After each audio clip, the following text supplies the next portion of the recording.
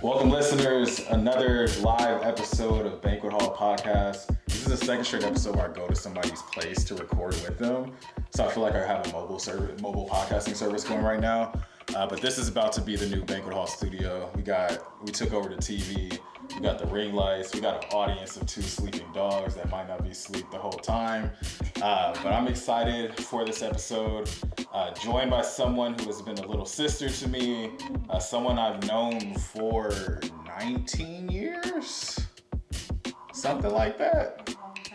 A long time. Monique, welcome to the podcast. How are you doing today? Thank you for having me. I'm doing wonderful. So happy to be here.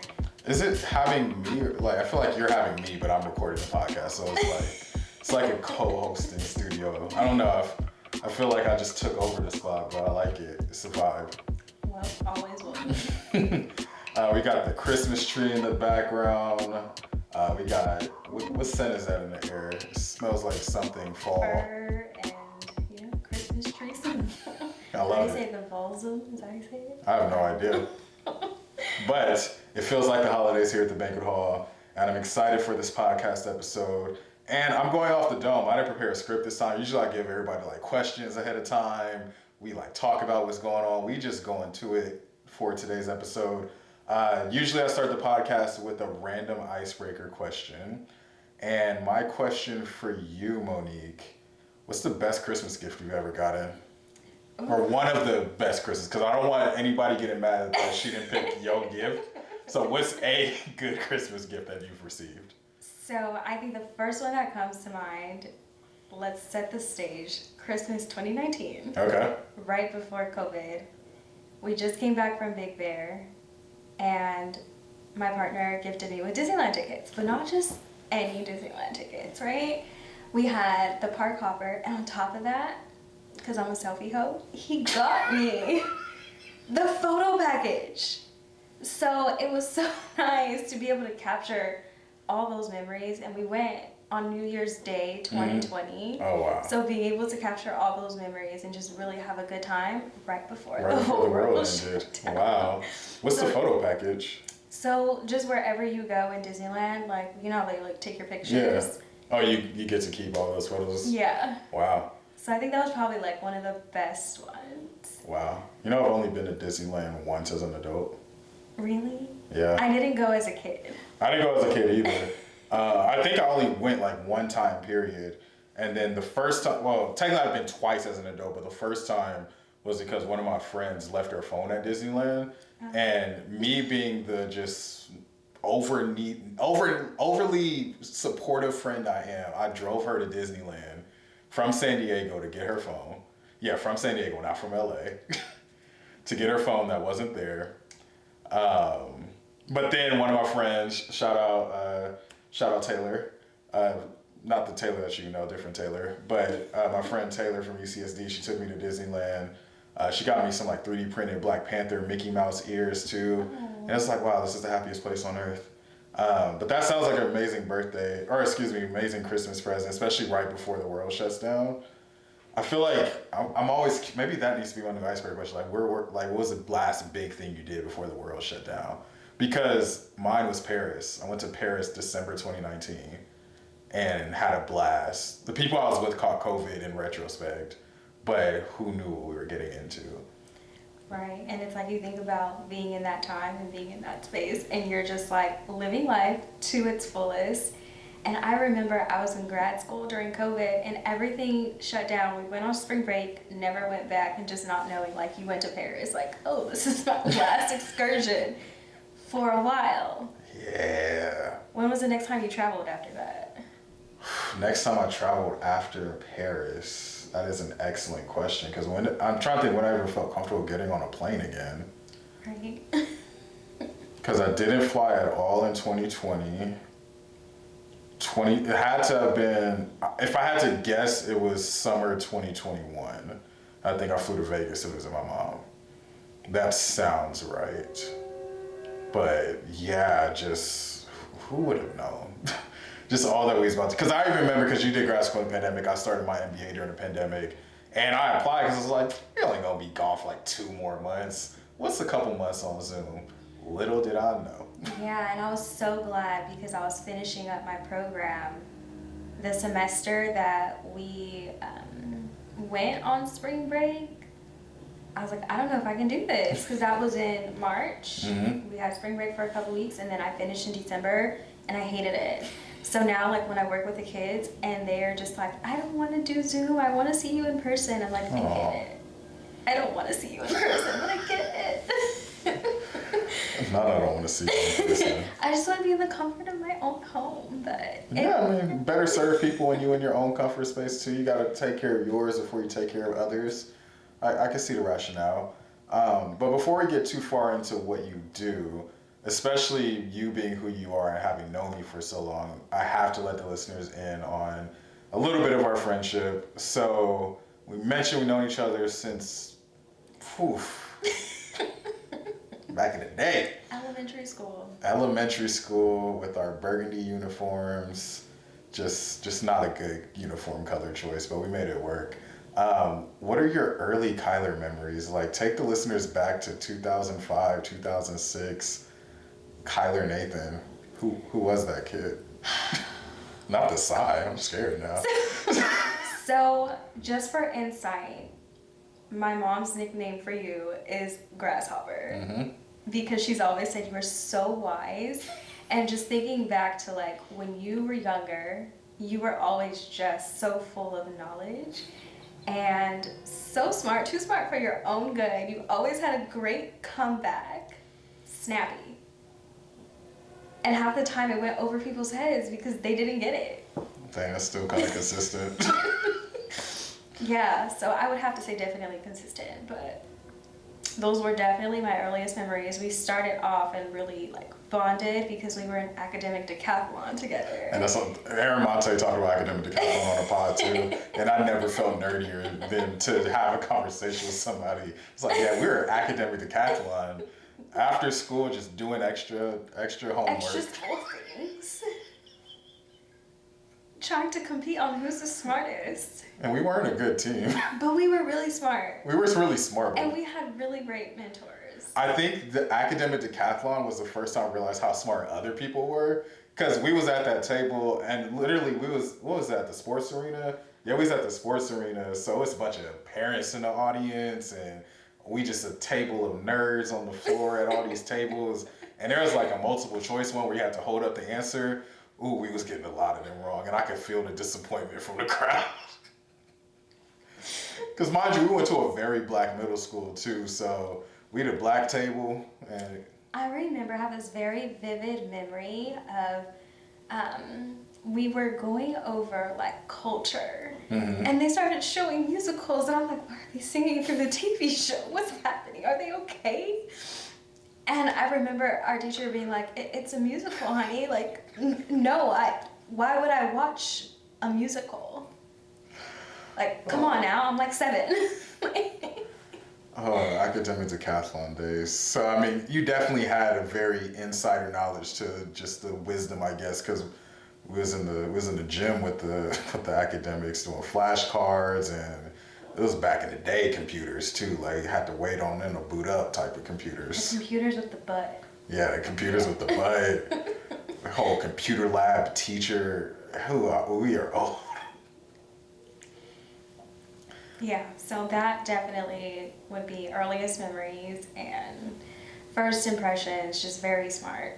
So I'm trying to accept compliments more often because whenever people talk about me being smart, I just always like naturally just like And I think it's harder too because when you think about your social support network, you have a lot of intellectuals around you. So it just kind of feels like the norm, but also too the other thing that stands out is the emotional intelligence. And that's not something that everyone has, but it's a gift that you've always had from as early as I can remember. I appreciate that. Sometimes I want to just go back and like dap up young Kyler because I be hearing how y'all be talking about it. I was like, dang, like for someone who wasn't sure of himself, made it work. But it's funny that you talk about like that witty comeback and like stuff going over people's head because I've had Isaiah on the pod, now I have you on the pod, and I feel like y'all are the two that like y'all always catch it or y'all notice when people don't catch it. And it'd be shocking y'all sometimes too. It's like, did y'all not hear what he said? Because best believe in college, it was all over, people said, because they was just getting to know me for the first time. I was extra confident too, and I'm just a little witty, chill guy. I can agree with that sentiment. Sometimes a little too witty. It's like, come on. Yeah, reel but it in. we all have our flaws. But Definitely a strength. yeah, it's a strength. I use it to my advantage sometimes when I'm on my villain arc. I use it for a little bit of evil, but this podcast isn't about me, it's about Monique. But yeah, so from those early days, Maria Regina, academic decathlon, and then when did we start like hanging out outside of school? I think when I look back, I think I was in 8th grade because that was really around the time that I was granted a little bit of freedom. Mm. And you were in 9th. Mm-hmm. So I think that was really when we started hanging out outside of school. And we would like That sounds right. go to the mall. And where else did we go? Where were things that we did? We went to the mall or went to the bridge and just walked around. Yeah, and I'm like, what else? Did we ever do mini golfing? I don't know why that feels We had a weird. glow-in-the-dark mini golf at the bridge. Okay, yeah. So I think those were like our activities, and it was a lot of just Starbucks, going through the mall, watching movies. We were always at the movies. Literally always at the movies. Then if I'm not mistaken, when I hung out at your house, I think you made me watch like The Notebook or something. I think you made me watch The Notebook and Poetic Justice. Those are definitely in my top 5 of favorite movies. And like in retrospect, I'm appreciative that you let me watch a good movie. But at the time, I was like, I ain't watching this. Like, the heck? What do you mean? Those are great. I feel you. But They're as classics. a 15-year-old black boy growing up in the streets of Los Angeles. Okay, but Tupac and Janet, come on now. Yeah, you are correct. You're like, but The Notebook. Yeah, it's more so The Notebook. Poetic Justice, hey, I gotta do what I gotta do. The Notebook, though,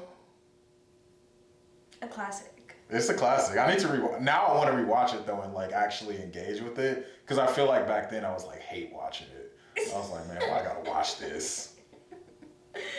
Yeah, I was definitely into that like sappy love movie era, where I remember my favorite movies being definitely those two, and leading into my profession, Girl Interrupted. Not a love movie, but top tier.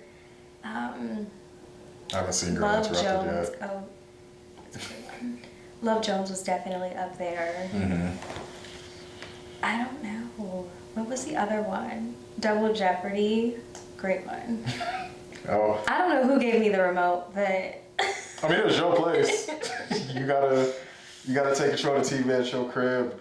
But as you mentioned, your mom used to call me. Well, not used to. She still called me grasshopper. Although she has texted me a couple times and say that I've like graduated, and like the teacher has become, or the student has become the master.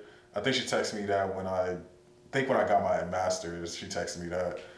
So shout out to not technically being a grasshopper, but you know, black folks always gonna call you whatever nickname they give you.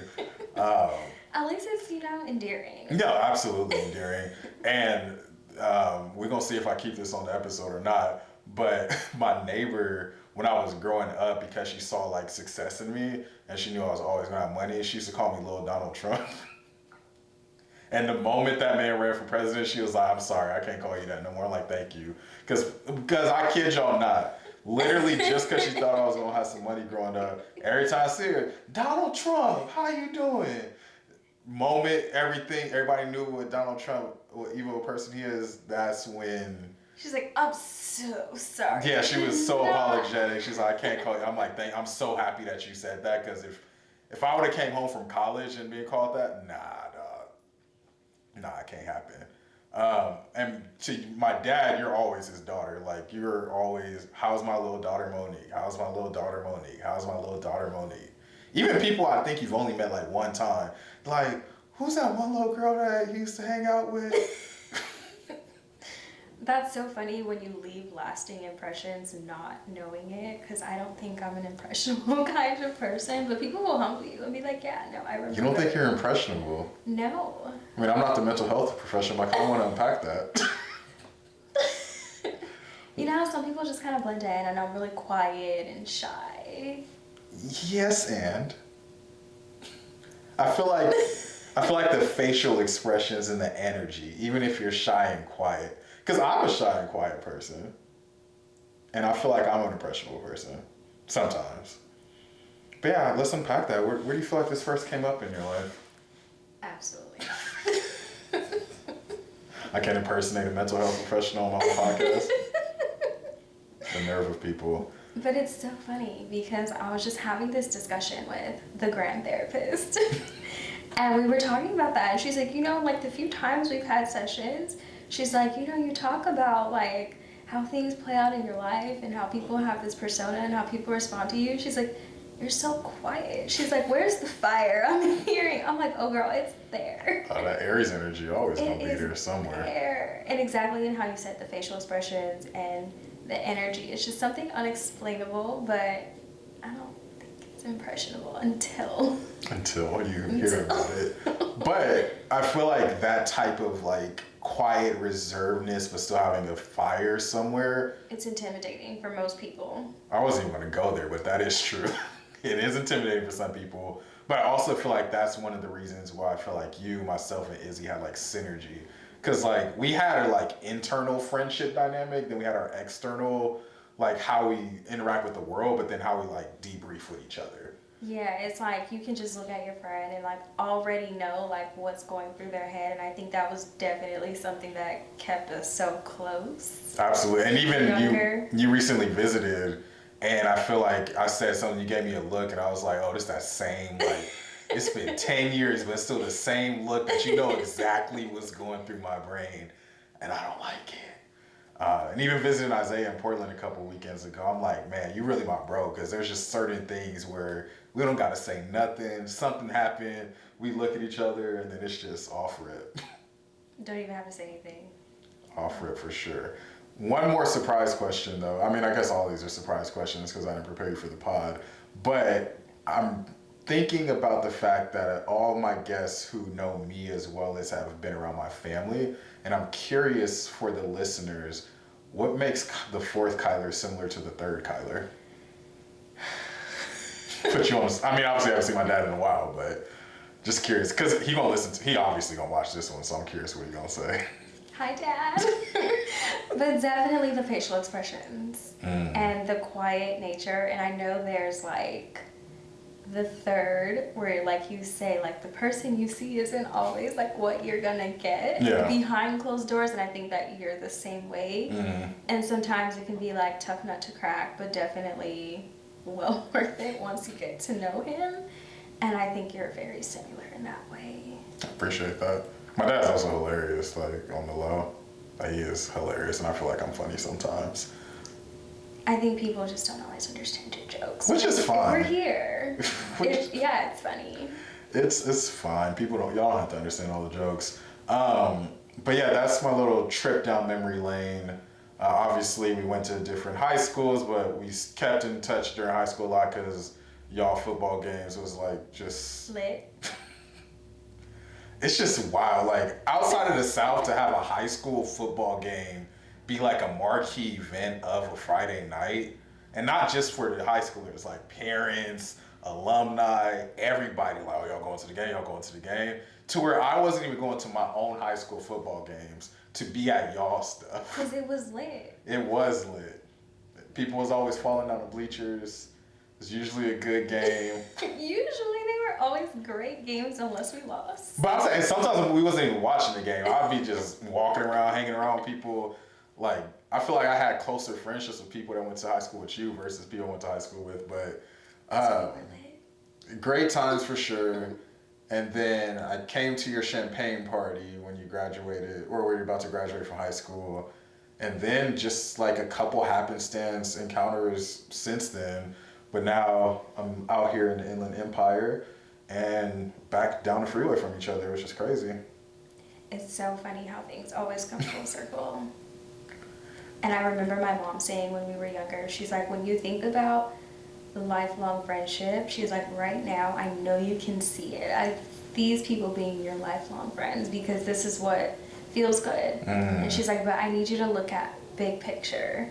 And she would always say that my lifelong friends were definitely you and Isaiah. Aw, I feel loved. But not like, and I think what I didn't realize until talking to people I went to college with, it's not as common as I thought it was for people to have these like lifelong like friends that they've known for years, that have known younger versions of them. Like I have plenty of people I went to UCSD with where they're like, oh, I don't talk to anybody I went to high school with, definitely nobody I went to middle school with. I'm like, dang, like I literally flew to Portland to hang out with my bros from 7th grade. What do you think is the key to like sustaining those types of friendships or building those? I think the first thing that comes to mind is like value systems. And when you find people that align with where you want to go in life and what you value, and even if it's not identical, but even if it's similar and complementary, definitely you can make anything work, and it'll feel like, yes, like 10 years went by since the last time we really saw each other, sat down, connected, but we know what we want out of life and how we want to move. That's what keeps people connected. I like that. It's definitely synergy of values. And I think it comes up in little things too, like whether it's how we view capitalism, how we view like adulthood, how we check in with people, even like how we engage with people. Absolutely. Trains is just loud. I never hear it. I'm sure it's just like white noise to you, but I was just like, man, like they really honking out there like somebody on the track. But no, so before you visited the new apartment, I think the last time before that I've seen you, you gave me a painting that you didn't think was good, and now it's prominently displayed in my office. I literally, Monique had painted this picture or painting, and she put it on her story, and I was like, oh, that's dope. Like, oh, you can have it. I think it's ugly. I'm like, oh, dang.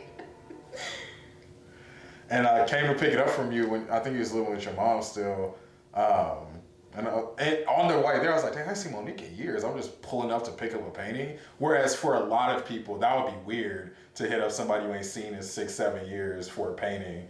But to me, I was just like, oh yeah, what's up? What's up, moms? How you doing? All right, see you. No time, that's fast. And it's so funny. I just referenced this before we started the podcast where I was talking about Dr. Raquel Martin. I love her. But she posted a reel, and she's like, when you think about love, like love is a verb, and you think about connection with friends, how are your friends or people that you connect with showing you love in action form? And she's like, if you can't fill up a note card about how people are showing you, if they could never tell you again that they love you, but you could fill up a note card about how are they showing you. And it's exactly like how you said, in those little things of check-ins, or even if time has gone on, the things that they have done in the past, and are they consistently that person. And it's just like, yeah, I'd be more than willing to do those things for them, and I know they still show up for me at my darkest hour, even if we haven't spoken in days, months, or years. I'm not gonna lie, when you mentioned that note card activity, I was thinking a lot of friends. I'm like, oh, maybe I need to cut some people off because that note card would be empty. We're laughing, but in all seriousness. No, laughing, but true. Definitely a thing. Because, yeah, I feel like especially in this social media age, people feel like they check in with people more often than they do. Yes, absolutely, because you have so much instant access where all I have to do is scroll and there you are on my story, and tap, tap, tap. I get to see, like, what are you doing? Where are you in life? And it's remembering, too, that those little glimpses and highlights that people are posting, more times than not, it's mostly the good. Absolutely. So, how are we staying connected outside of those things that you see where you have instant access? Yeah. So, friends, listening to this, if I give y'all an index card next time I see y'all,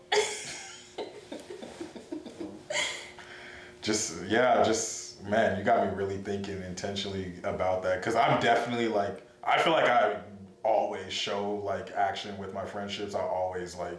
Yeah, like you said, you drove a homegirl from San Diego to OC, 2-hour drive. That's not even the wildest thing I've done for my friends, though, which wouldn't surprise you at all, but I just think back in my college days, and they don't know how good they had it with me as a friend. It got to the point where I was essentially Batman on campus because they knew, like, in the darkest of nights, like, I'm gonna pull up. And nowadays, I'm about to limit those pull ups to, like, very select few. Because you could call me and you 10 hours away, I'm pulling up for you. Isaiah can call me 10 hours away, I'm pulling up for you. It's some people that ain't got the miles. I needed a reward system for my friends. Yeah, and I mean, too, there's that discussion of boundaries and like what boundaries are we upholding not only for other people but for ourselves so that we can connect and give to those that we think are worthy and deserving. Absolutely. Absolutely. And I think it's just so special to be able to like sit across the table in my little Ellen DeGeneres set here, and just hear like the matured versions of ourselves because it doesn't feel any different from when we would be having a conversation years ago, but it's just like we're older now, we're seasoned now, we're more confident in who we are now. And I think just being able to witness each other's journeys from afar and then be able to be in a space together tonight, what is something that is most surprising about who I am and who you are? We can both answer those. Most surprising as well as most, I don't know, comforting is the word I want to use, but something that doesn't surprise you and something that surprises you. I think confidence, because I think that like when we were younger, something that we both lacked but tried to showcase was exactly the confidence. And I remember telling you like, Kyler, you don't have to be so arrogant. And you can see the difference in like going from that, like, I'm not so sure, but I'm going to pretend to be sure about myself. And really taking the time to invest in ourselves and not only our education, but the people that we have around us and those choices that we make in our daily life have gotten us where we are and like, okay, I can confidently stand in who I am and the things that I do based upon going back to that value discussion, the values that I've set up for myself and put into place so I have that guiding light. I can definitely relate to that because I feel like for you, it's that like you're fully into who Monique is and like all aspects of Monique. You know exactly who you are. You know exactly who you are to other people and exactly who you want to be because I feel like you have a good sense of self and how you're perceived as well as how you want to be perceived by the world. Yeah. Close your eyes like I just read you. Thank you. No, it's funny because like I just told you like that discussion, like grant therapy, like I just had this discussion and talking about like how sometimes it can be so difficult, especially as Black people in professional spaces. And there's so much that we want to give back to our communities and also showcase for ourselves and people that we want to support. And it's disheartening when other people don't see that and they take it and they twist it. And it's just like, wait, hold on. You're trying to make me out to be something that I'm not, but not giving people that space and power to do so. It's hard in professional spaces, especially. Talk about that. And I think especially I'm starting to think through a lot of that because, as you know, and most of the listeners know, I recently transitioned to a new job, new environment after leaving a company I was at for 7 years professionally. And now I'm in this new environment where I have to like introduce Kyler to people. And I just realized just how much work I've put into like building relationships over my life. Where I'm like, dang, I don't just got the like benefit of the doubt here yet. I gotta really like show who I am, show the hard worker, show the intellectual person. And some people, as they're getting to know me, they're like, they get surprised at some of the stuff I do. And I'm like, y'all should know, like it's me. But they don't. They don't, and it's wild. And especially too, like working in higher education, there's automatically this like instinctive bias. And what would you say in higher education, like that stereotype or bias has been towards specifically Black men? Exactly. You didn't even answer yet. And it's just like, okay, so if that's a response, and it's just like, wait, why don't you know? Because there has been those implicit biases that haven't been addressed in the stereotypes. But I am curious for your answer. I kind of cut you off. No, you're good. I mean, I still don't really fully have an articulated answer to that. So the question is about like stereotypes on how like Black men are perceived working in higher ed, or just in higher ed in general? In general. In general,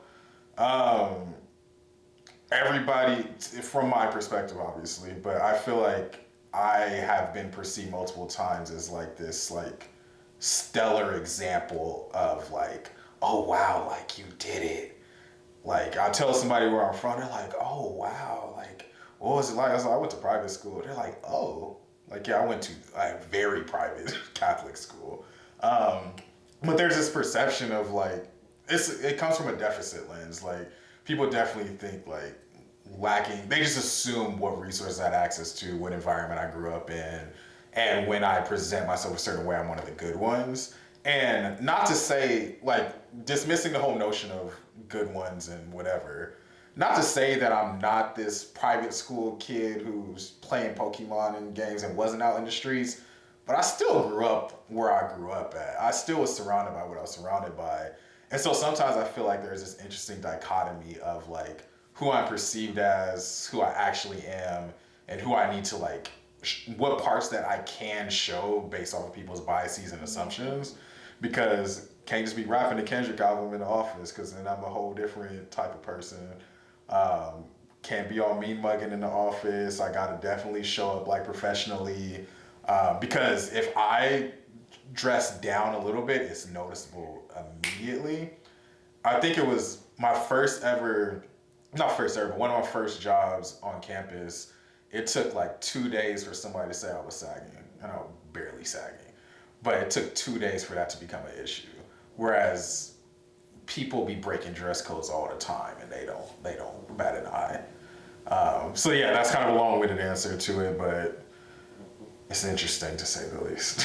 Yeah, and I can definitely relate, like, being a Black woman in the mental health field. The statistic may be outdated, but the last time that I saw a research article that they put out, it was in 2020, and when they gathered the demographics, Black people, not Black women, not Black men, but Black mental health professionals are 4% of therapists. 4%. 4. And then when you think about population overall, we're 13% of the population. So you would hope that it would be somewhat reflective of general population, but it's not. We're definitely underrepresented, and our people are definitely underserved. And when you go into those spaces, being 4% of the entire population, working in a system that was not only built by, but built for people that don't look like us, and you come in and you want to create change. No one likes change, but how dare you create change as a person of color, let alone a Black person? 4%. Yeah, then you get those perceptions of, like, and stereotypes of angry Black woman. How dare she come in here and want to make change? How dare she come in here and have an opinion? Trying to save her people and whatnot. Yeah. But I'm stuck on that 4% number, because even so, you have that statistic, but then you also throw on top of that the barriers of access to healthcare and mental health services. So what percentage of Black people can even access that 4%? Right.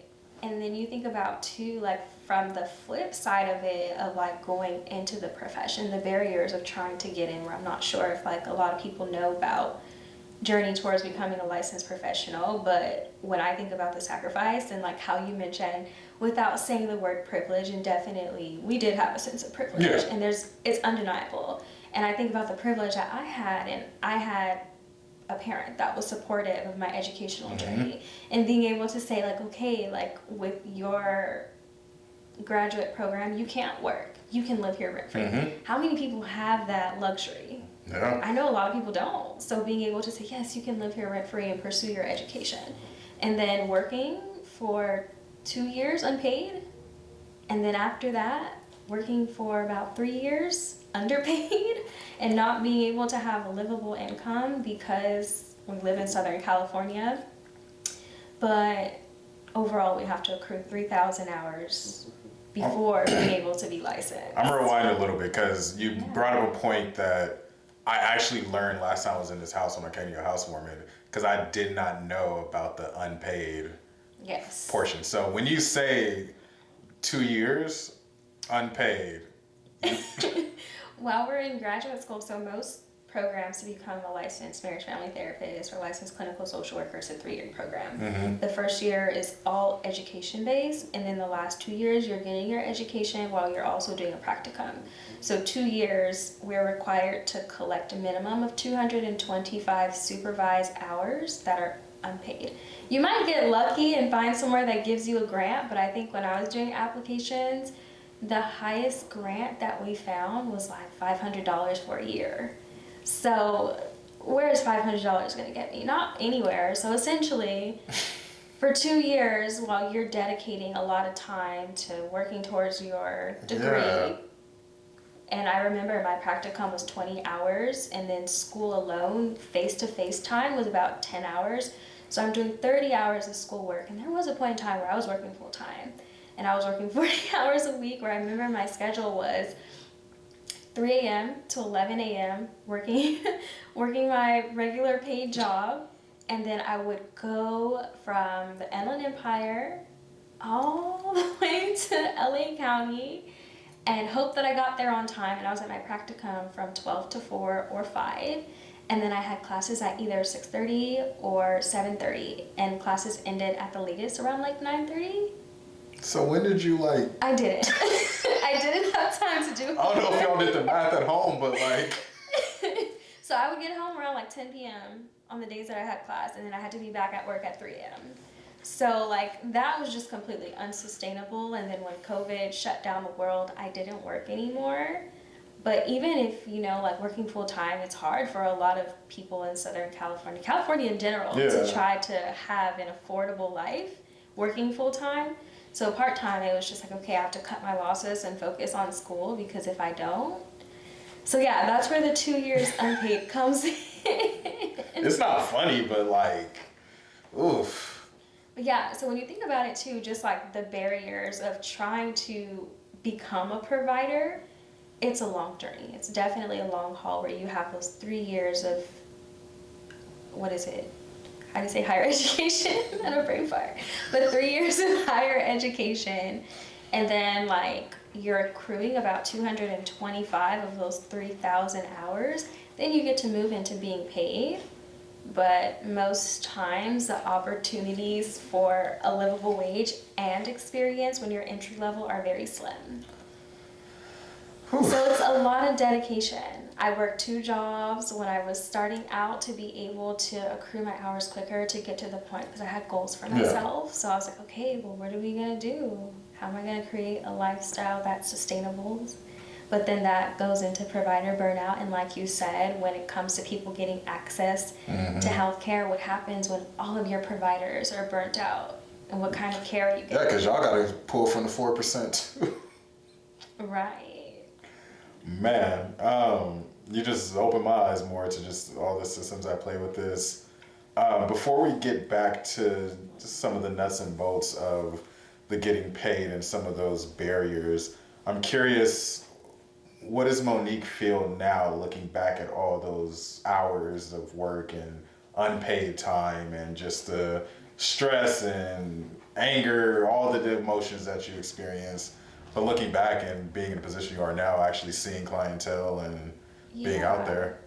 I think looking back, and if like, you know, that question of like, what advice would you give your younger self? Definitely, I would just have to remind myself to keep going, because I'm really proud of myself and the journey itself. And I think it's one of those fields where like my colleagues and I will say all the time, like, unless you're in it, most times you don't get it, because we can talk about it and say like, the journey that we had or the things that we've experienced. I'm incredibly proud of myself. And I think about the growth that I had just in that short amount of time. And I remember one of my graduate professors, like in our first year, I think it was second semester of our first year, she asked us, she's like, how many of you all raise your hand if you're in a relationship? Everyone in my cohort, and mind you, my cohort was small. We had like 10 people in our cohort. So all of our cohorts were really tiny, really intimate. She's like, how many of y'all are in a relationship? Everybody raises their hand. And she's like, I will give it to y'all if 50% of y'all keep your relationship. And she's like, and I don't mean that to be discouraging. I don't mean it to be negative. But she's to be like, real. She's like, I came in where I was married, I got divorced, I got remarried. And she's like, but you look at it from the perspective of the growth that you're doing. It's not just any kind, where you're really sitting face to face with people. You're sitting with their heaviest emotions. You're sitting with their darkest days. And it really requires for you to know yourself. And when you start to know yourself and you start to talk about the difficulties of life, and not just the surface level, but really things that are unimaginable, you start to look at life a lot differently. You start to look at the people around you a lot differently. And is this where I want to be? And she's like, and if your growth process is like this, but your friends are just kind of steadily trekking along, it makes a huge difference in how you see them. And maybe it's not that you don't vibe with them anymore, it's just you're not in the same process. Monique trying to ruin half of my friends. But no, I think that's accurate. Do you know how many people from your cohort are still in those relationships? Interestingly enough, everybody survived. Okay, cool. I was like, you're wrong. Y'all beat the statistic. Everyone survived, and I think actually just, 9 out of 10 of us. One person did break up, but long overdue. But yeah, I think since then, 2 people have gotten married. One person was already married. Mm-hmm. Hey, shout out to y'all beating the statistics then. Yeah, and I think it's because when I look at my cohort, and I love them, they're so amazing. But when I look at all of us, we all had certain commonalities, and I think the main one was like persistence. And I remember, especially because like we did school during COVID, well, partners were home too, so it's like, okay, well, we're all going to school. We all go to class tonight. Yes, like my mom would make the running joke where she's like, I went to therapy school too. And I'm like, but yes, but didn't you learn something? And I think that actually did help with like having to sit in the same spaces and like body double essentially, where it's like I'm doing my work but you're doing yours too, and part of the consequence is like you're listening to some of the things that we're talking about and learning like how to communicate, how to relate to people, how to be empathetic, because all of those are skills. But see, and I'm being facetious when I say this, but you're lucky that it was that type of content. It was kind of hard. My partner, because my ex was obviously together during my MBA for most of it. I can't have her listen to my accounting class. I can't do that to somebody. That's not fun.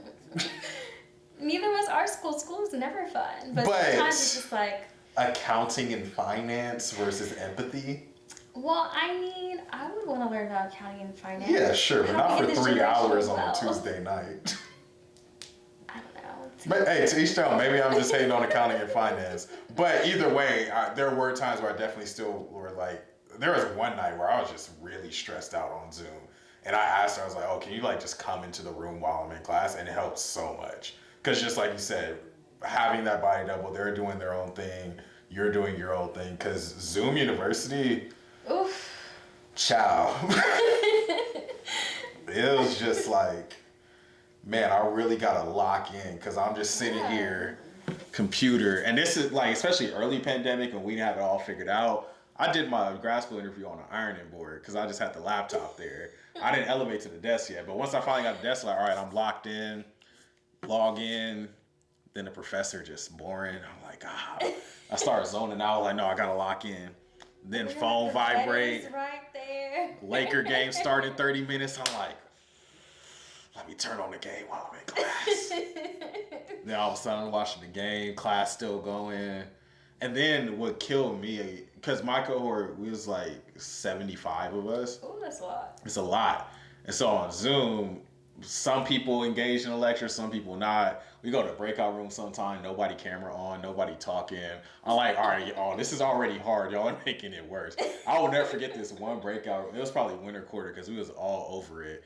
The professor put us in the breakout room. It was like 8 of us. Nobody said nothing for 7 minutes. We was all just sitting there. And then somebody finally bravely unmuted us like, so what are we supposed to do? And everybody's like, I don't know. I ain't really been paying attention. Oh, anybody following along? Nope. Well, we got to come up with something, and it's just dead silence. And then the professor, what did y'all talk about? Still silence. Nobody say nothing. I remember one time I was on Zoom, somebody like lit a cigarette while they was on the camera. I'm like, oh, Zoom University is wild. But yeah, I'm happy that, like I said, I'm happy that your cohort made it through relationships and all, that you had that support system. Have you quizzed your mom on what she learned in therapy school? Oh, we gotta go through a feelings wheel with Miss Girl like once a week. Tell me what you're feeling and pull out the wheel, because I think that's the thing that stuck with her the most. Because when you talk about, especially in Black households, and feeling expression, it just like doesn't exist most times. And a lot of times I'm like, I can label what she's feeling before she can. I'm sorry, Mom, if you're listening, but it's true. But I think that was the main thing. That was her takeaway, where she's like, I know what a feeling is, and I know what I'm feeling. I'm like, okay, then tell me. You gonna get a text from your mom, like, whatever time step this is in the episode, she about to text you or call you. Or I'm probably gonna get a text, Grasshopper, why you at her? But yes, I think that was like the main thing that like she'll reference. Because there was like a point in time where I'm like, I'm printing it out, putting it on the refrigerator. And I remember there was another one in like my practicum where we were learning about the psychologist named Virginia Satir, and she talks about ourself in the context of we have multiple versions of ourselves. And like even like how you were mentioning earlier, and like when you think about your early friendships and how different people get to know a different side of you, and like that part being like the context of your life story and also like the intellect portion. And she talks about these different like facets of ourselves as human, and she has you label what are the important contexts of myself and how can I fulfill these needs. So if it's like me as an intellectual, I like to read books, okay, go read a book. If I think about like context and like how we talked about environment in which we grew up, if I know that my neighborhood wasn't the safest, what does that mean in terms of the choices I make when I move out of the city? So how do I address those needs based off of how I identify? And that was something that I definitely took home, and I was like, okay guys, let's figure out what do we need to do to be better humans? And everyone's just looking at me like, this again? It's difficult when you get educated and you gotta come tell the village, like, all right, y'all, I paid attention in class, how we improving? Everybody like, oh, here come your educator. So. And then I can imagine from like the business context where you're like, okay, let's talk about leveling up our finances and how your family responded to that. But I think what's difficult for me, because I don't even feel like I've had too many conversations with family about the MBA, and I'm sure y'all would love to hear more. It was a lot. I was just like, I don't know how to translate all of this in a package deal. But I think going back to the action thing, I feel like I've learned that I like to lead by example and like show. So I'm like trying to like clean up the closets of my life. And so like I'm letting people into that picture along the way. Like, this is what I'm doing. These are the things I'm thinking. This is how I'm thinking about things. And just let those conversations naturally go from there. Because there's just, I feel like the NBA just opened my eyes to just so much where I'm like, historically black people just was behind, all the way behind, institutionally, structurally. Because some of this I'm like, we be reading the case studies in class, and it's like, yeah, so he just got $30,000 from his family and started it. I'm like, well, that's out the door for me. I can't just, oh yeah, like just ask Pops for 30 racks. That's not happening. And so I feel like, I can even hold $30. I mean, asked somebody for $20 lately. But I think it's definitely just how I move has changed since that. And even with the podcast, like I feel like just the iterative process, which I've been doing the podcast, like slowly developing a brand identity. It's just a lot of things that, I forget the K-Dot lyric, how I'm moving you wouldn't understand. But I feel like it's those types of things where I have to do it and then I can tell people this is what I'm doing. I don't feel like I'm at that like explicating portion of it yet, but it's coming close. It's definitely getting close. Because I feel like one of the things I was talking to a friend of mine about, going back to like the context thing, I know way too many people now to where everybody needs to know everything about Kyler. So I'm like, hey, the fourth Kyler is the brand. If you want to hear updates from me consistently, you gotta listen to the podcast. If you want to know the deep stuff, you gotta read the book, or you gotta actually be my friend. I'm not posting everything I do on social media. I'm not posting every single thing I do online, but I'm feeding that into the stuff that feeds me. Because I don't know, like I get that I'm a more reserved, hard to read person. But I feel like the people that know me, like it's not that hard. It is hard, but it's not that hard. I don't know. You would know better than I do. Yeah, I don't think that it's complex. I think it's just like how you said, when it comes to how do you invest in getting to know people. Exactly. Because I got to make sure it's worth getting to know a person at this point in my life. Absolutely. But hey, we're out here. But I want to get back to some of the intricacies of mental health. But before we get there, because I didn't ask this question yet, when did you know you wanted to get into the mental health field? That is so funny because I fought it for so long. I had a feeling you were going to ask me this question actually. But I remember like when I was younger, like probably around like age 8 all the way to like high school, I always told myself like I wanted to be a pediatrician because I just remember like I think I kind of remember that. Younger version of myself and just like wanting support and wanting help and wanting to be able to do that for others because I had so many great people supporting me and helping me. I'm like, I want to give back. That was one of the principles that my mom definitely made sure she instilled. And if you can help, you always help. But then I realized, don't like science and math. So I'm like, how else am I gonna help people? And I thought about like the process of my parents' divorce and how that was so tough for me. And I like, as an adult now, wishing like, oh, I wish they could just, even if they were just cordial.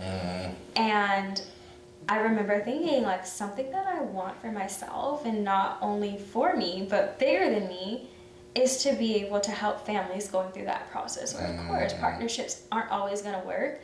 So I wanted to do mediation. And then I was like, okay, well, how do I get to that point? And I did the research and looking at it from that lens, I considered doing like a dual JD PhD program, heavy in research and also like having a lot of knowledge in the law. Dr. Monique. But then I realized I don't work that hard. And I didn't want to take the GRE. And that was ultimately where I was like, okay, like I'll cross that road when I get to it because I felt so overwhelmed coming out of undergrad and like not knowing what I wanted to do fully and what route I wanted to take because I knew it would have been the forensic psych route but not really sure. So it was kind of like an impulsive decision. And I remember so many people saying like, oh, like you should consider this degree track that was focused in clinical psych and therapy. And I'm like, I don't want to sit there hours on end listening because I have a horrible attention span. It's absolutely horrible. But then as time went by and I really thought about it and like, okay, what is it that I want to contribute and want to give back? And it always was like, how do I support people? When it came to like those darkest of times and knowing that I didn't want to go into that aspect of law like how I originally planned or heavy into research. That's just kind of how we got there. And I did like 3 applications for grad school and I applied to Pepperdine, Laverne, and CBU. Okay. And I really liked CBU's program because they had the focus in forensic psych. But then I just remember feeling like, no, this isn't it. And at Laverne, they had a heavy influence when it came to diversity in their mental health program. So it's just like where my heart felt full. And I was like, okay, this is the right decision. And that's just kind of how we got there because I told myself, this is going to be a stepping stone. I'll go back to school if it's something I really want. And I actually ended up loving my job. Second surprise that I don't even know if I talked to you about this was after I left, I was working in university counseling. So a lot of coming of age era and like those kinds of challenges of I'm moving out of my parents' home. Who am I? And I loved doing that work. And after I came out of university, I went into working with this program that partners with DCFS, Department of Children and Family Services. And it was a home-based program where people that have open DCFS cases for various reasons, working with them to get them resources and get them support, get back on their feet. So I started working with families. And my favorite part of the families, you will never guess, were the kids. Really? I know. And when I transitioned out of that role, I transitioned into school-based. And I just absolutely fell in love with that population. They're so malleable and so willing and eager to learn. And it's funny because it's like, it sounds so horrible saying it out loud, but knowing that kids naturally, they just want to please. And then when you give them the right formula, you give them direction, and you give them really when it comes down to its structure, they thrive. And it's like, if you can be just a little bit of part of the picture where you like plant that seed and you get to watch it grow, it's so nice. And kids tend to give you that opportunity. So that's kind of how I found like the niche and what I wanted to work in. So a lot of historical trauma is what I was focusing in, and I really like that population. Wow, Monique love the kids. Didn't think it would happen, but like after 5 p.m., You don't love the kids no more 9 after to 5. 5. 9 to 5. Hey, we gotta have, it goes back to boundaries and having that turnoff point. Like, you can love doing what you do, but there's gotta be that separation. And that brings me to my next question that I was thinking of as you were giving that answer. How has your profession shaped like interactions with your friends? Like, do you find yourself like in therapist mode when you're like, No. no, really? No. You're able to shut it off? Yes, I think in the beginning it was definitely harder because you just have that natural desire to help and like, oh, here's this resource, here's this, here's that. But I think like as I've gotten older and I've done it longer, I think about it from the perspective of like, this is me as a friend, but just with the added knowledge and with the added resources, so it makes it a little bit easier. But definitely uphold those boundaries, and like I would say I'm pretty consistent in how I am in real life and also in work life, but definitely different level of professionalism and also knowledge and how it's communicated. I would say that's the main difference, where there's the similarities, but I ensure that I leave work at work so it doesn't bleed too much into feeling like how you were talking about earlier with friendships. You're consistently over helping and it's not being returned, because essentially that's what we do in our profession, where it's I'm giving you a lot when it comes to resources and sometimes knowledge, but like a question my clients will always ask me, so tell me something about you, because when you think about it, like they don't really know much about me and my personal life, and it's like that added benefit of like our career plus I get to connect with someone on a personal level. When they ask you to tell you about yourself, are you allowed to? Does that take up too much of their time, the time they're allocated, or? I always ask myself the question, how does this benefit the client? And a lot of times it's, I want to connect with you and I want to get to know you, and I ensure it's not my therapy session, but it's always, how does this benefit them? And if it's not in any way, shape, or form gonna benefit them, because sometimes people are just being nosy, it's reflecting it and like, what would be important for you to know this about me?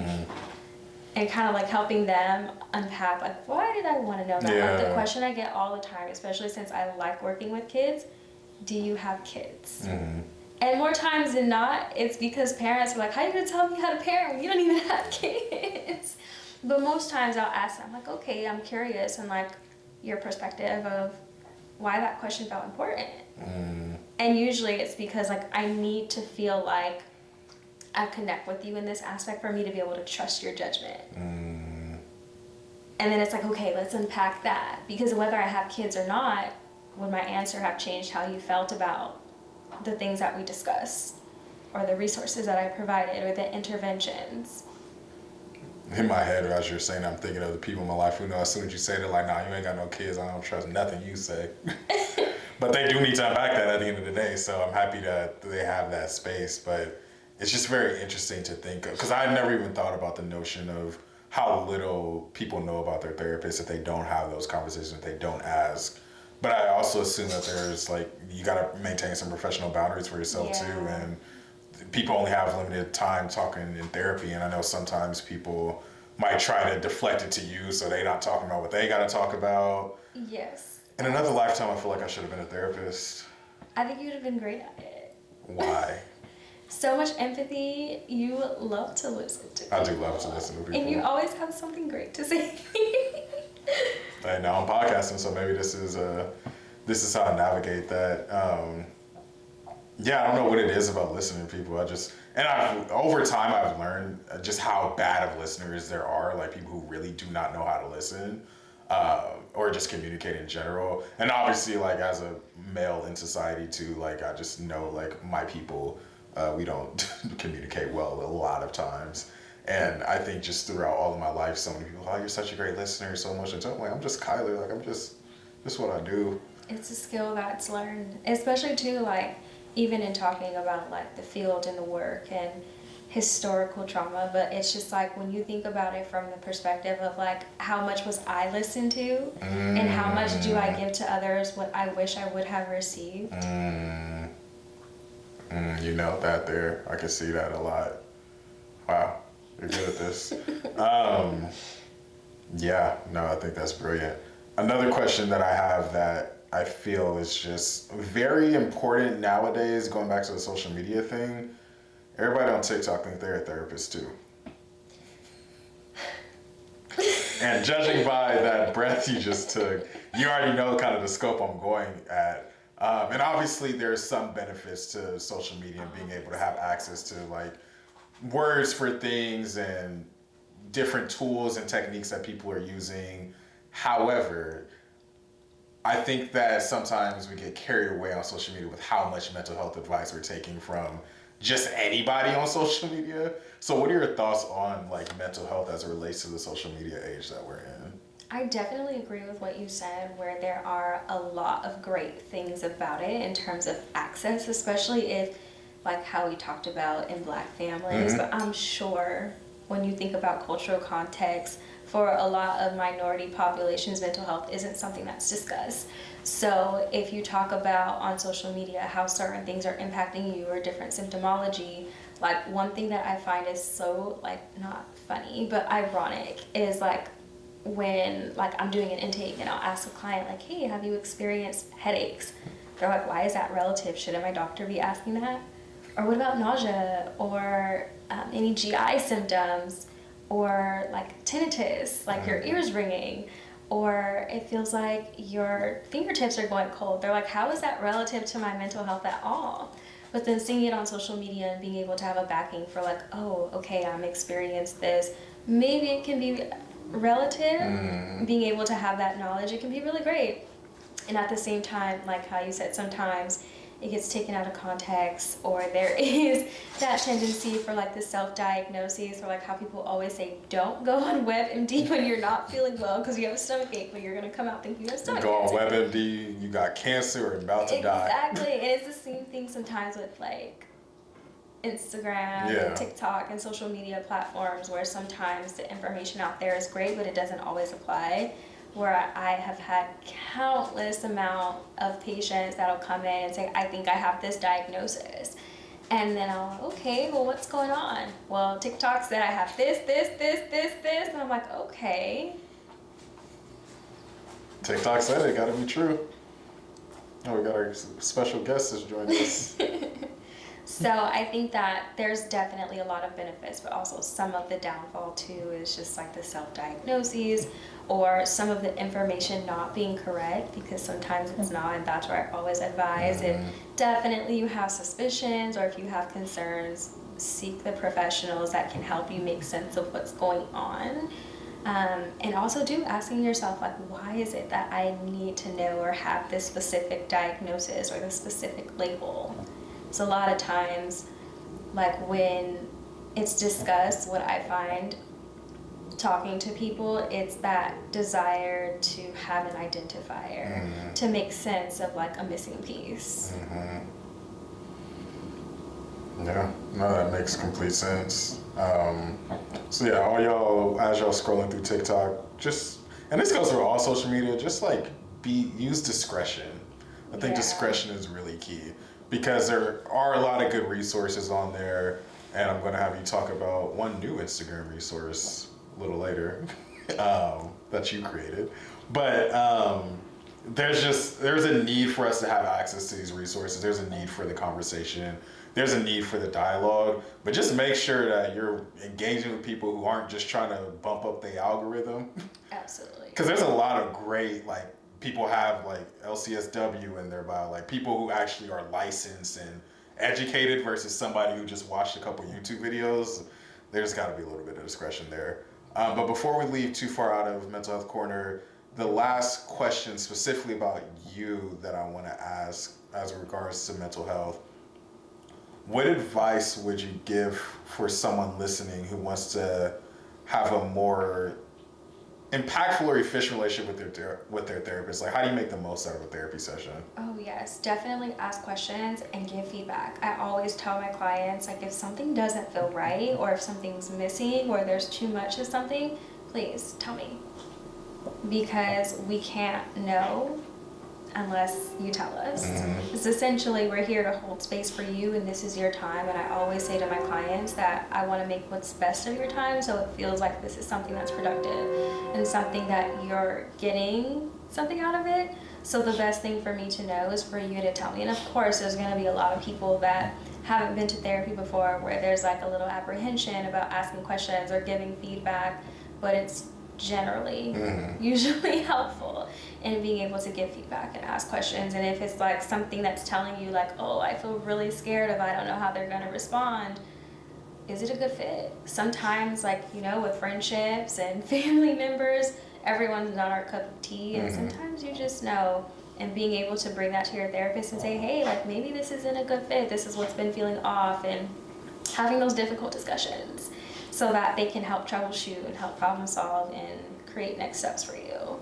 And I think that's important for folks to hear, because I don't remember when I first learned about it, but when I first heard the idea of like breaking up with your therapist or finding another therapist, and I think I was talking to a therapist who said like, yeah, like we don't take it personally. Like, No, yeah. but I think that's important for people to hear, because there might be people having a not great relationship with their therapist, or one that isn't working as well for them, and maybe they're seeking out like, how do I break up with my therapist? Yes, and I can definitely say where, like, when you think about too, like, different therapists have different specialties for a reason, where maybe if, let's say hypothetically, someone came in and they saw me where they're like, I really want to unpack this trauma.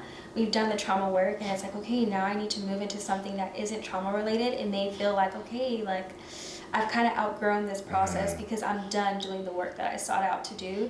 And sometimes too, it just overall may not be what you were seeking, especially when you thought like, oh, this is what I wanted, but then now that I'm learning about myself, I know I actually wanted something different. And I would hope that most therapists share the sentiment that if it's not working, we want our clients to find something that is going to work for them, because we want upward movement, we want growth, and if it's something that you feel like isn't happening, you deserve it. And a lot of times people don't think that they're deserving of good things. So just in case, that serves as a reminder that people are deserving of getting help and getting the support that they need, and also that best suits them. Absolutely love that. I feel like this episode is going to have a lot of nuggets for listeners, and looking forward to just getting it out there, because I think there can't be enough discussion about mental health. We're in a mental health crisis in society just in general. And so just to be able to have you on this platform sharing these tidbits, because even when I was sharing like your page with some people on social media, the amount of people responded looking for a Black therapist, I'm like, yeah, there's really like a need out here for Absolutely. like Black therapists, Black mental health workers, and for people to know how to access them. Because we talk about, oh, go to therapy, go to therapy, go to therapy. How? Right. Where do I start? How do I find a therapist? People don't know that some of their insurance might cover therapy. Like, there's all these misnomers and lack of information out there. So I think the more that we can get information out, the better. Yes, absolutely. There is a lot of gaps in the information too. And just for clarification purposes too, and like how you said, with people sometimes not knowing insurance may cover, ask. Especially if you're needing the support, call your insurance directly and ask them what's covered. And if it's not covered, because sometimes that's happened, there's this process called super bills. So essentially, if you go to a therapist and you pay out of pocket, you pay cash, you can give the bill to your insurance, and maybe, depending on what kind of insurance you have, they'll cover the bill. So sometimes people don't know about that, where I've had clients that will say, I'm so sorry, I have to stop sessions because I'm changing my insurances and you don't accept it. Sometimes that can be an option. It's just checking with your insurance company that you have, because that makes care a whole lot more accessible if you don't have the financial burden attached to it. Also, looking into therapists that accept sliding scales, and a sliding scale is essentially, if I charge, let's say for easy math purposes, if I charge $100 per session, but my client is struggling financially, I'll slide the scale to where for them specifically a set amount of time or a set amount of sessions, I can offer them sessions for half price or for $20 sessions. So also looking into therapists that offer that if cash pay is the only thing that they offer. And we can provide a link for some provider directories for people that are interested. No, I think that's a fantastic resource. When you mentioned calling your insurance, it's like, our generation don't like picking up the phone and call for nothing. That is true. Send an email.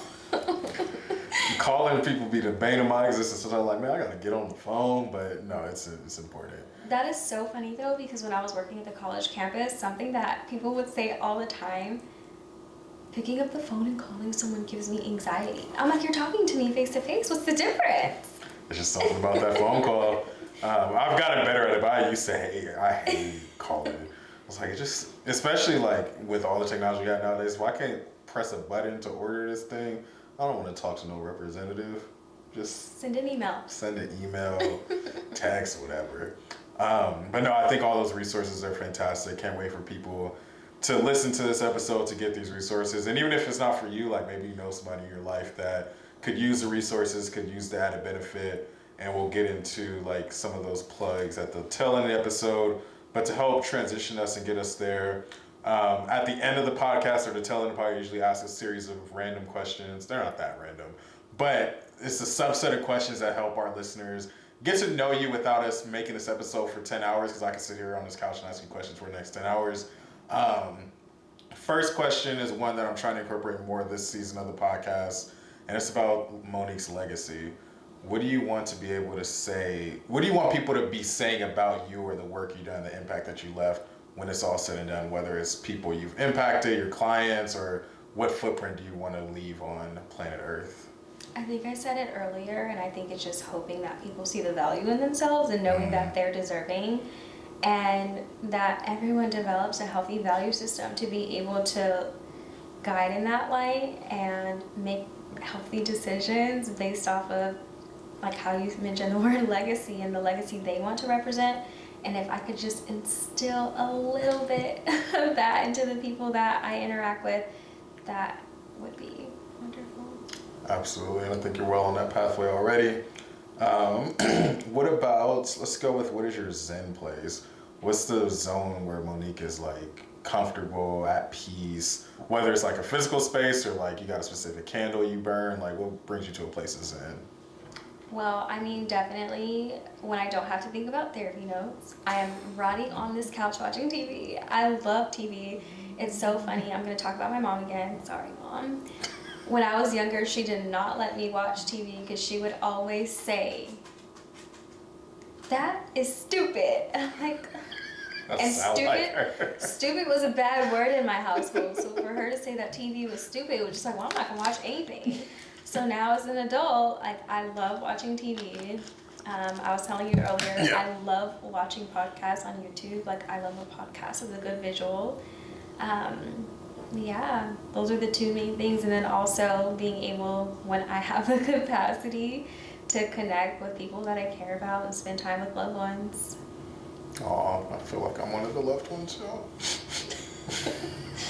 But no, ditto on the podcast on YouTube. When I'm at home, that's literally, I just turn on YouTube, got the podcast going, and just be vibing, chilling. Let's see, we did Zen Space, we did Legacy. There's another one I usually do that I can't think of right now. We did Advice Corner. So, dang, I need to re-up my memory on some of these questions. Let's go with, who are some people who inspire you or motivate you? Me. Edit that out. No, just kidding. No, we need to be motivated by ourselves. We gotta big up ourselves sometime. Ain't nothing wrong with that. I ain't never heard nobody say that before, but I rock with it. I'm gonna start saying that. People that inspire me, definitely my mom. She's wonderful. When I think about work ethic, I think about her. Sometimes it's to the point where it's a little bit toxic, where I'm like, sit down. But your mom is a hard worker. Yes, and I think that definitely she has instilled that in me. Sometimes a little bit too much, where I've really had to be intentional in the last couple of years about drawing that line with having time for myself and also time for working. But definitely her. A lot of my family members actually, like when I remember someone asked me the question, like when you think about like ideal love, who do you think about? Immediately came to my mind my aunt and uncle, where they got married in the summer of '96. Strong marriage, strong partnership. And I think the key word being partnership, where they've really modeled for me and what does a healthy partnership look like. And they're so open in their communication and just being able to show up for themselves, for each other, and all the people that they love. I think that my aunt is one of the people that loves the hardest that I know. So I would definitely say they're top 3 in people that have inspired me in my personal life. Amazing. Let's see. What advice do you have for someone who wants to get into like marriage, family therapy, mental health field? What advice would you give? I think like the 2 words that come to mind first, imposter syndrome, it definitely is going to come up, where those questions, and I think all of us that I've, like, well, not all of us, but most of the people that I've talked to and having that discussion about imposter syndrome is we've had questions about ourselves and who we are and are we good enough to provide a space for other people. And it's knowing that when you are asking yourselves those hard questions, it means that you're typically open for feedback and open for growth. And just reminding yourself that if it starts to creep in and you start doubting yourself, that those times you're on the right path. Just continuing to do the hard work for yourself so that you're able to hold the space for other people. Because a lot of times people that are in mental health, they go into mental health for very specific reasons because of their own experience with mental health. And even like how I prompted you earlier, and sometimes how do we try to give to others what we've been seeking? A lot of times that happens in healthcare in general. So recognizing when is that coming up, and even if that may not be the case and going into mental health for other reasons, remember your why. Remember your why. What about recommendation corners? So you mentioned you watch a lot of podcasts. Do you have any recommendations for any podcasts, books, TV shows, movies, anything that people should tap in with, either to learn more about mental health or learn more about like just stuff you like? Yes, so I actually did this post on my Instagram like 2 days ago. So I think my like top 2 favorite podcasts, Dr. Raquel Martin, Mind Your Mental. She's amazing. She focuses on specifically Black mental health. And then the checkup with Dr. Mike, he's a medical doctor, so a lot of his content is medical based, but he does incorporate a lot of mental health in there because, like in our profession, we say like there is no health without mental health. So he does a few episodes on mental health and specifically trauma. He has a lot of good episodes on trauma. So those are my top 2, but a couple others. I highly recommend Therapy for Black Girls, where it is hosted by a fellow Black therapist, and Dr. Thima's podcast. I can't remember the name of it off the top of my head, but those would definitely be within the top. All right, so our folks got some podcasts to listen to. So after y'all finish your binge of the banquet hall, slide on over and get you your mental health podcast fix. Let's see, just a few more questions and I'm gonna let you go since you've been so gracious with your time. I mean, not let you go because you're at home, but let you get off camera. First things first, let's go with shameless plugs. So where can people find you? How can people support you? You obviously started a brand new Instagram that you're so enthusiastic about plugging and getting out there. So where can people tap in with you at? So on Instagram, Kyler's gonna link it in the comment section.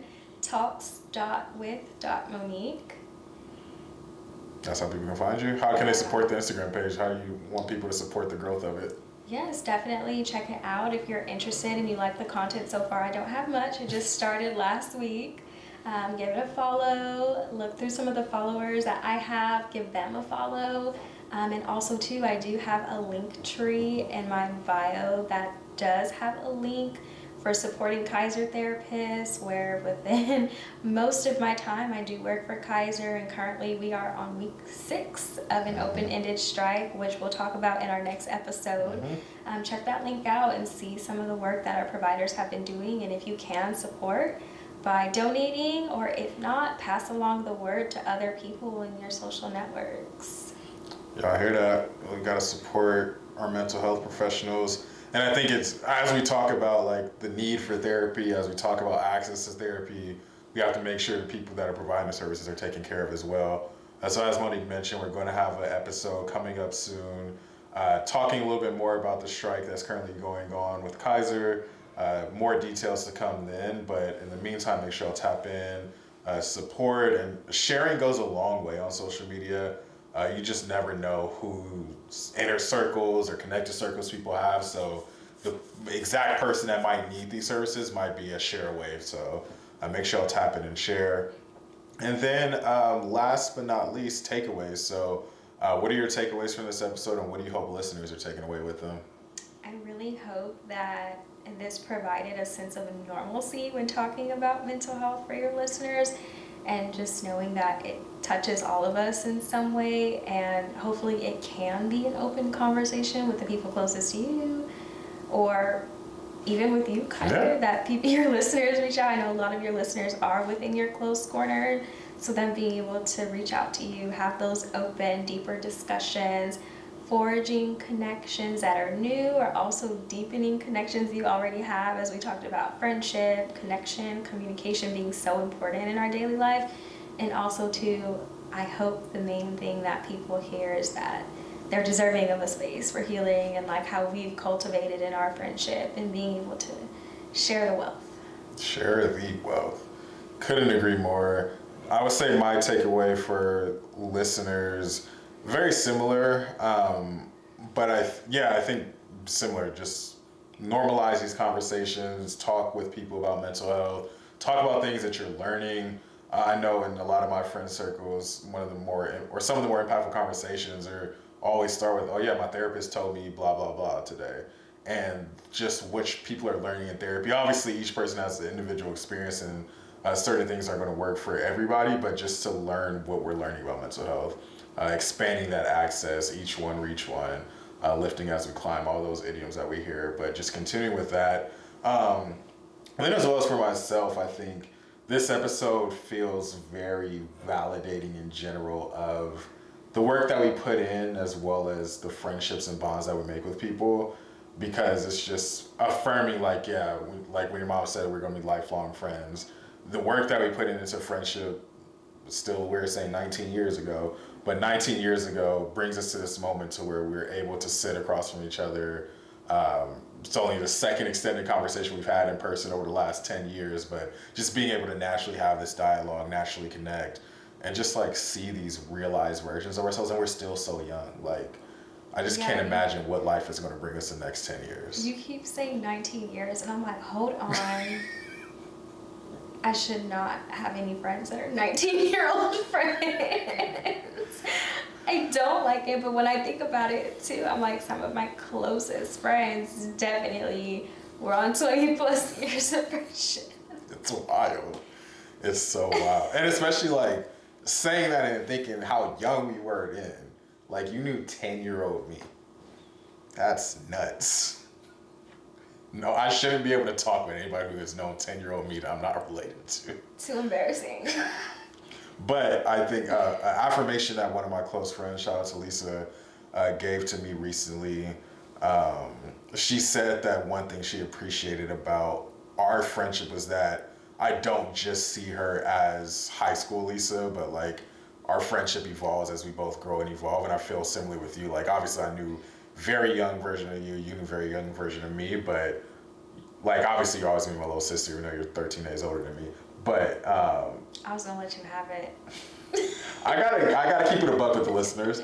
But it's just like, even though I've known you at all these different phases of life, like, I take all of those learnings with me, but it's more exciting to know who you are presently. Because when I tell y'all, Monique done seen every iteration of Kyler. She done seen prior to being a poet Kyler, heartbreak Kyler, in love Kyler, pissed off Kyler, You want to see every damn version of Kyler that existed.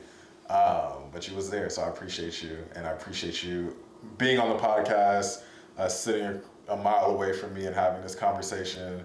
How did it feel to be on your first podcast? This is your first podcast, right? It was wonderful. Thank you for having me. Of course. After a while, you just get lost in conversation. We just sitting here chilling. We got the little homies. They both over there, our guests. But no, listeners, thank y'all for tuning in to this episode. Make sure y'all hit that share button with a friend, a family member. Literally, it could be anybody, because I can't think of a single person who wouldn't benefit from hearing about mental health resources, how to navigate therapy effectively. Look at the description for some of the links to things that we talked about, directories, Instagram pages, podcasts. Make sure y'all follow the Banquet Hall Pod at Banquet Hall Pod. Tap in on thefourthkyler.com for other episodes. Lots of live episodes lately. Lots of great interviews, lots of great conversations, and more to come. If y'all want to be on the podcast, I have a podcast studio now, rented podcast studio, but I'm also going to hook one up in my own spot, so to be determined on that, or to be continued. But without further ado, thank you again, Monique, and I'll leave you with the last words. How do you want to send us out? No pressure. Thanks. That's all I got. Perfect, cut. Thanks, it is.